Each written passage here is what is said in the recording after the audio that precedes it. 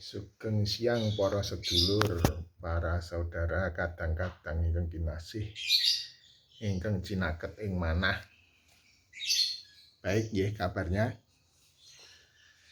Di sini saya akan mengulas tentang bagaimana itu mendalang, teknik dasar mendalang.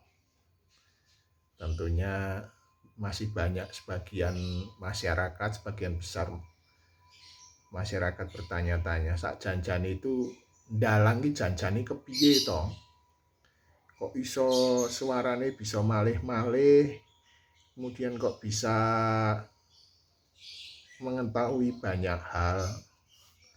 Nah, sebetulnya seperti pelajaran-pelajaran yang lain, intinya juga sama, bahwa semuanya ada dasarnya, kemudian ada tekniknya, ada caranya, supaya kita bisa mendalang dengan benar dan bisa menarik.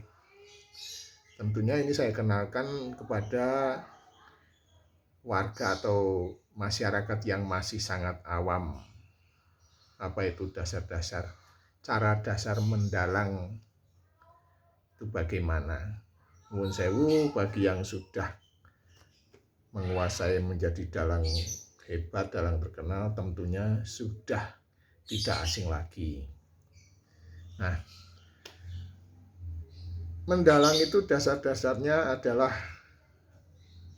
yang harus dikuasai, yaitu bahwa dalang itu harus bisa nembang, karena kaitannya dengan suluk. Suluk itu adalah sebuah seperti tembang tapi bukan tembang. Sebuah suasana yang dibawakan dengan cara seperti menyanyi atau nembang, tapi konteksnya lebih pada sesuai dengan situasi yang terjadi. Misalkan adegan Arjuna bertemu dengan Dewi Woro Sembodro. Nah, itu temanya adalah suluk yang sesuai dengan peristiwa waktu Arjuna bertemu dengan Woro Sembodro. Itu tentang suluk. Kemudian Antawecana. Antawecana itu adalah penokohan, dalang menyuarakan tokoh-tokoh yang ada dalam cerita pewayangan, misalkan tokoh Arjuna, bagaimana bersuaranya, kemudian apa pilihan katanya. Itu masing-masing tokoh memiliki karakter yang berbeda-beda dan memiliki kekhasan. Itu Antawecana. Jadi pembedaan karakter antara tokoh wayang yang satu dengan yang lain, itu Antawecana. Kemudian gending. Jadi dalang juga dituntut untuk menguasai gending-gending, karena gending adalah instrumen pendukung sebuah pagelaran, sebuah pentasan bagi seorang dalang. Tanpa dalang menguasai gending, itu juga niscaya penampilan dalang juga tidak akan maksimal, karena di dalam gending itu banyak hal-hal, banyak unsur-unsur yang mendukung suasana sebuah cerita pedalangan itu menjadi lebih hidup dan lebih menarik. Kemudian itu tadi gending. Kemudian kasusastran. Nah, kasusastran, karena wayang itu juga sifatnya adalah seni. Nah, tidak lepas dari seni sastra, utamanya sastra Jawa. Nah, dalang juga dituntut untuk belajar tentang kesusastraan Jawa, utamanya yaitu tentang basa. Ada di Jawa kan ada basa ngoko, basa halus, krama inggil, krama madya dan sebagainya. Tuh. Kemudian berikutnya adalah keterampilan cekel sabet. Cekel sabet dalam artian bagaimana cara nyekel wayang yang benar, namanya cekelan. Nah, ini cekelan. Cekelan wayang. Cara nyekel wayang, bagaimana nyekel wayang supaya memegang wayang itu, supaya wayang itu memiliki gerakan yang hidup. Nah, itu ada rumus dan ada teknik-teknik dasarnya. Kemudian sabet. Sabet adalah cara memerangkan wayang atau bagaimana cara nyolah ke wayang atau menggerakkan wayang. Tetap erat hubungannya dengan cekelan wayang, cekel wayang. Kemudian yang tidak kalah lupa adalah unsur tari. Jadi sedikit banyak dalam juga harus menguasai tentang unsur tari. Bagaimana tokoh, misalkan Arjuna, itu gerakannya bagaimana, itu kendangannya nanti juga ada yang memang ada kendangan yang memang untuk mendukung lampai Arjuna atau jalannya Arjuna. Kemudian kalau seorang raksasa, gerakannya kan tentunya beda dengan gerakan seorang Arjuna. Kemudian tokoh Punakawan, Semar Garing Petruk Bagong, itu gerakannya bagaimana. Nah, itu juga berbeda dengan tokoh-tokoh yang lain, dan masih banyak tokoh-tokoh yang lain. Nah, itu tentang tari. Jadi sedikit banyak dalam juga harus mau belajar tentang seni tari juga. Kemudian yang tidak kalah pentingnya adalah drama.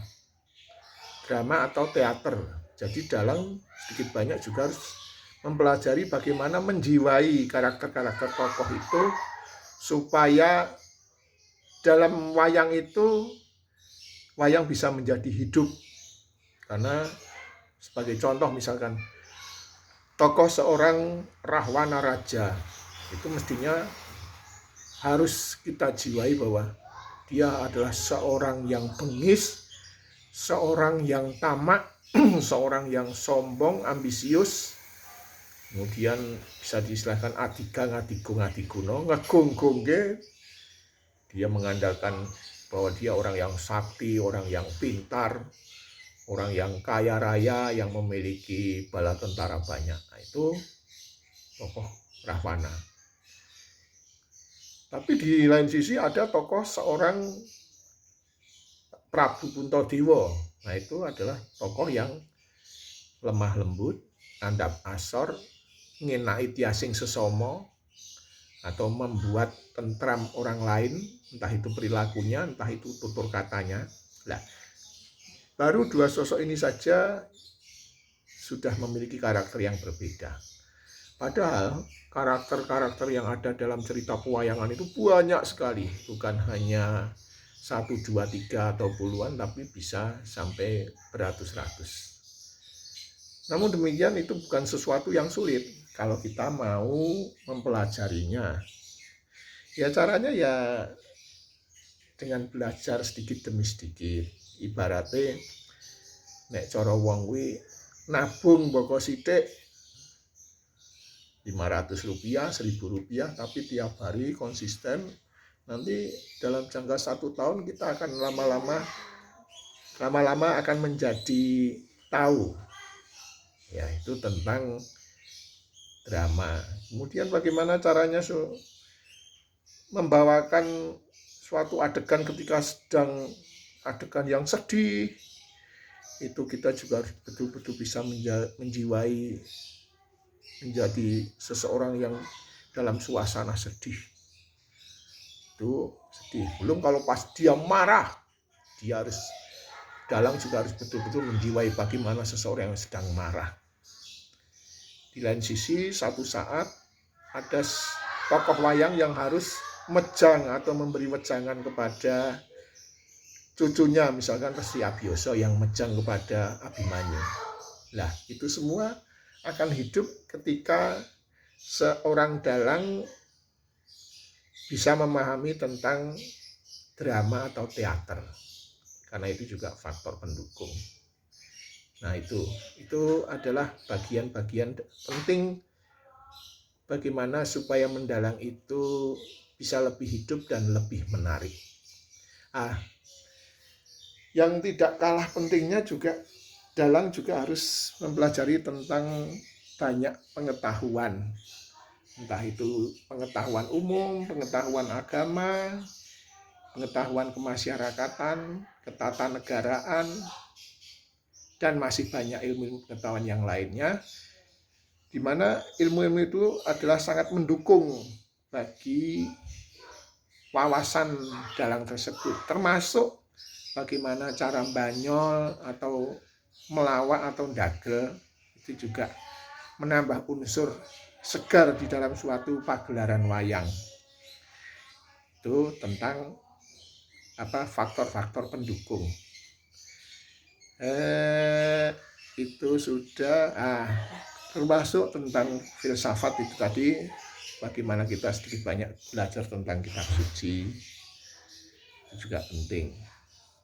Kitab suci dalam artian kita harus belajar supaya kita tahu kaitannya dengan nanti pas nanti wejangan-wejangan. Tuh, kemudian sedikit banyak juga kita belajar menjadi orang gerasak atau orang berangasan. Itu dalang juga harus belajar juga. Tuh, jadi sebetulnya tidak sulit. Seperti yang saya katakan, kalau kita mau belajar sedikit demi sedikit, nanti lama-lama akan menjadi bisa. Dan syaratnya adalah mau tekun. Dan istilah tetekan ketekunan mesti tekan opo kang tinekuni. Itu tidak mustahil seseorang yang ingin belajar akan menjadi sosok dalang yang hebat. Jadi syaratnya, kuncinya adalah mau belajar. Jadi jangan merasa puas diri, jangan merasa sudah pahaku ngene iki wis ampuh, ngene iki wis apik. Itu jangan. Jadi hakikatnya bahwa hidup adalah proses pembelajaran. Begitu pula dengan dalang, apalagi dalang zaman sekarang tuntutannya sangat banyak. Belum lagi nanti pengalaman pentas di panggung itu nanti akan banyak ditemukan hal-hal yang sangat bermanfaat bagi pendukung di dalam mendalang. Itu saja sementara ulasan dari saya tentang bagaimana belajar mendalang. Mungkin lain waktu bisa kita lanjutkan. Oke, mungkin lain kali bisa disambung. Bagi teman-teman yang belum subscribe dan like, monggo dukungannya untuk mendukung, memberikan subscribe dan like-nya. Terima kasih. Salam rahayu, mugi tansah manggiyo raharja. Matur nuwun.